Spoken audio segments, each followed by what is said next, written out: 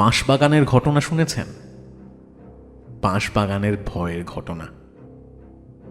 এমন একটা বাঁশবাগান যে বাঁশবাগানে লোকজন যেতে ভয় পায়। ভয় পায় কিসের জন্য? আজ আপনাদের সেটাই শোনাবো।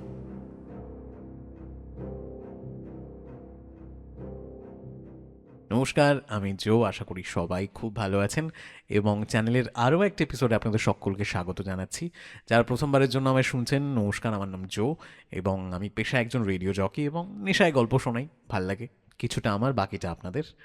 আর আমাদের এই যে চ্যানেল, আমরা এখানে চেষ্টা করি যে জীবনের বিভিন্ন রকমের রিয়েল লাইফ এক্সপিরিয়েন্সেস তুলে ধরতে।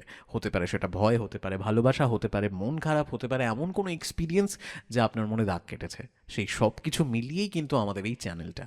আজকের এপিসোড শুরু করব, তবে তার আগে প্রথমেই বলে দিই, যদি আপনি আপনার কোনো এক্সপিরিয়েন্স আমার সাথে শেয়ার করতে চান, খুব সহজেই শেয়ার করতে পারেন। আপনাকে শুধু লিখতে হবে কিংবা রেকর্ড করতে হবে, আর তারপর সেটা পাঠাতে হবে আমার ফেসবুক পেজের ইনবক্সে। আর না হয় আপনি আমায় সোজা মেইল করতে পারেন। আমার ইমেল অ্যাড্রেস storywithjoe@gmail.com। আজকের এপিসোড শুরু করছি। আজকে প্রথমেই যেমনটা বললাম যে শোনাবো আপনাদের একটা বাঁশবাগানের অভিজ্ঞতা। এই অভিজ্ঞতা পাঠিয়েছেন অনামিকা। ঠিক কি হয়েছিল অনামিকার পরিবারে, চলুন আর কথা না বাড়িয়ে শুরু করছি।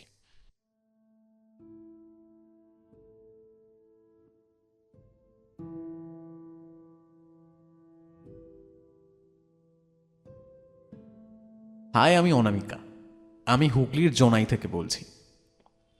আমি আজ আমার শ্বশুর বাড়ির একটা অভিজ্ঞতা শেয়ার করতে চাই। এই ঘটনাটা অনেক দিন আগের। আর আমার শ্বশুর বাড়িতে পেছন দিকটায় তখন একটা বিশাল বড় বাঁশবাগান ছিল।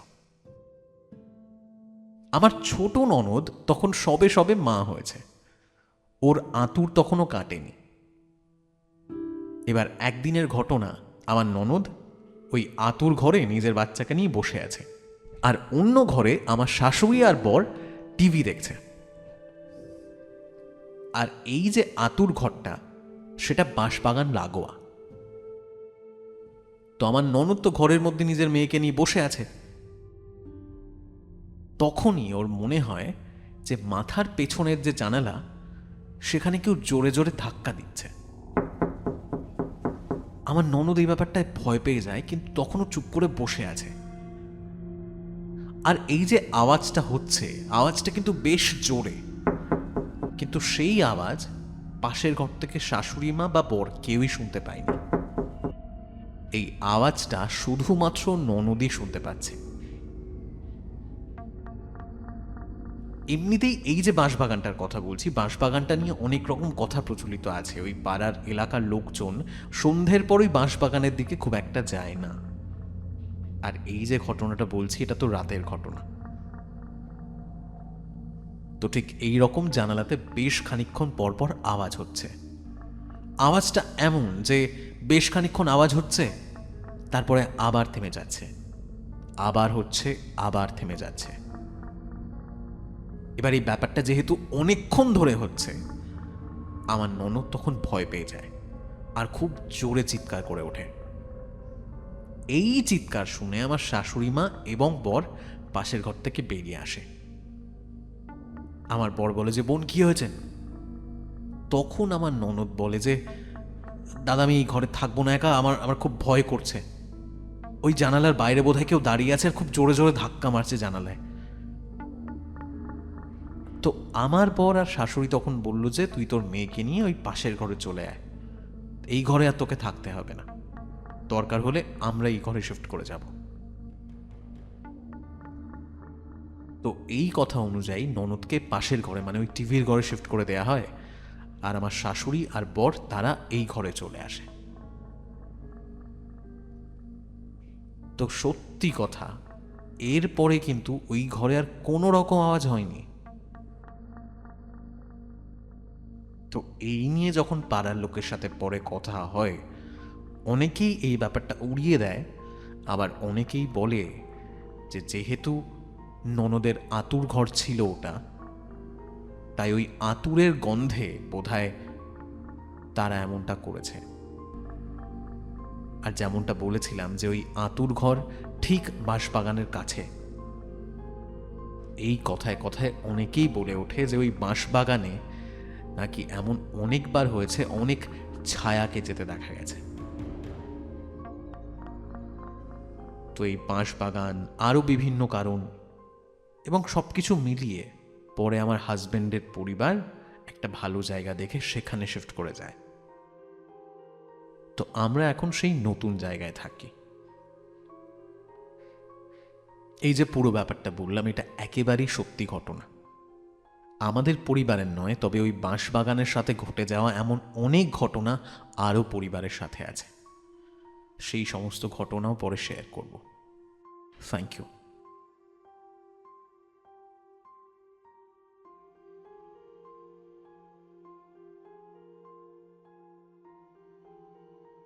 এই আঁতুড় ঘর নিয়ে কিন্তু এরকম অনেক ঘটনাই শুনতে পাওয়া যায়। কিছুদিন আগেও আমি ফেসবুকে একটা ঠিক এইরকমই আঁতুড় ঘর নিয়ে অভিজ্ঞতা শেয়ার করেছিলাম।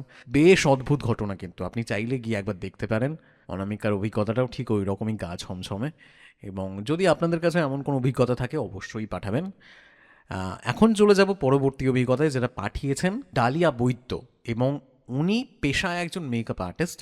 উনি ওনার জীবনের খুব ছোট্ট একটা অভিজ্ঞতা শেয়ার করেছেন।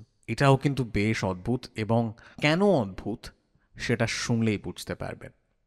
তাহলে চলুন শুনিয়ে ফেলি ডালিয়া বৈদ্যের এক্সপিরিয়েন্স।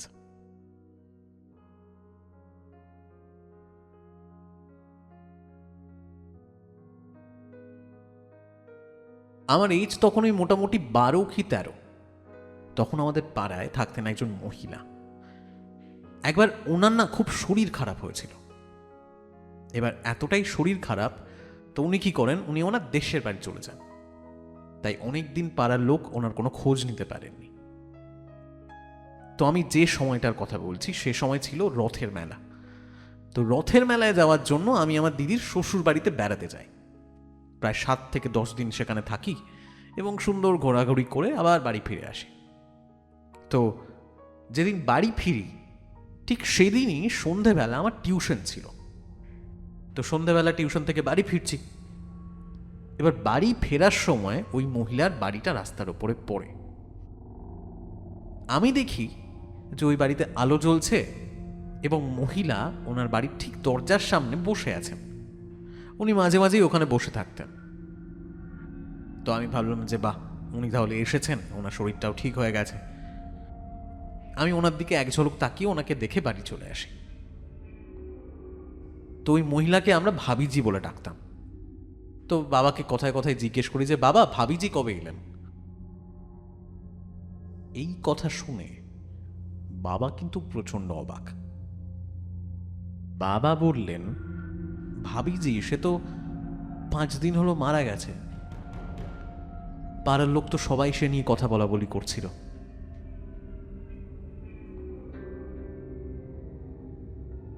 এই ব্যাপারটা তো আমার জানার কোনো কথা নয়, কারণ আমি ছিলাম দিদির শ্বশুর বাড়িতে।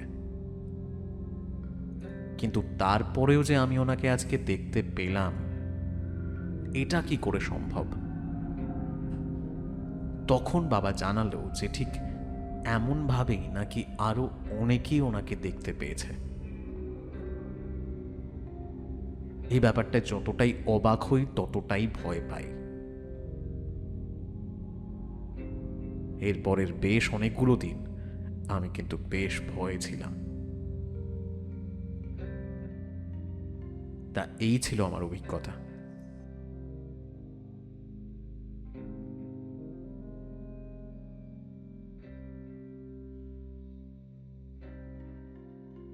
একবার ভেবে দেখুন, মানে কিভাবে পসিবল যে মানুষটা নেই তাকে দেখতে পাওয়া?